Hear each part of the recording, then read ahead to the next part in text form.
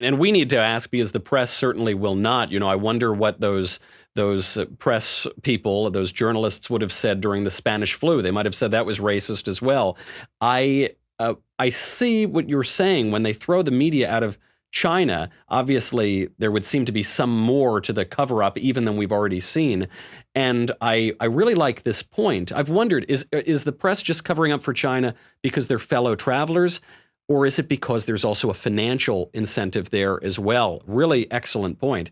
I think it is almost entirely about money. Huh.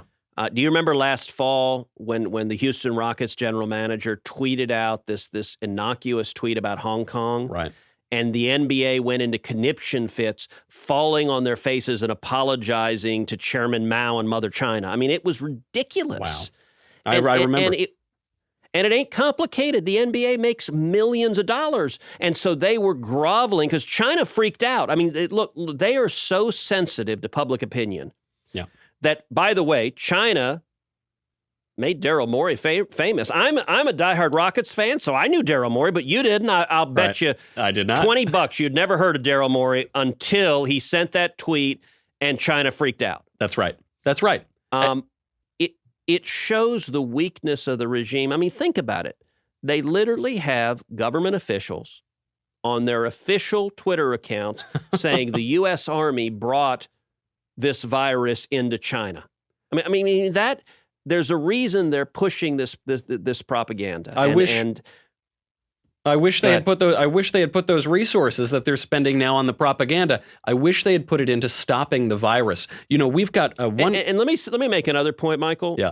So there, it is undoubtedly true that the Communist government of China had direct responsibility for suppressing information, for keeping it secret, for delaying the world knowing about it. And by the way, the World Health Organization, which in many ways acts as an apologist for the Chinese government of the Communist government in China, repeated their misinformation. As late as January, the World Health Organization was saying that this coronavirus can't be transmitted by human-to-human contact. Really? So I didn't know that. They were repeating Chinese propaganda in January. So there needs to be real inquiry into that. Look, there also it has to be a serious inquiry into the question, is there any connection between the Wuhan Institute of Virology and this virus? So the Wuhan Institute of Virology is one of 32 level 4 research labs that is researching highly contagious diseases. There are 32 on the face of the planet. There has not been any evidence publicly of connection between that institution and this virus. But what we do know is there are only 32 level 4 labs on planet Earth. There are over 4,000 cities on planet Earth that have 100,000 or more people living in them. Of all the cities on planet Earth, it certainly raises some questions why the outbreak occurs where there is a government lab controlled by the government of China that is doing research, and not just doing research into infectious diseases.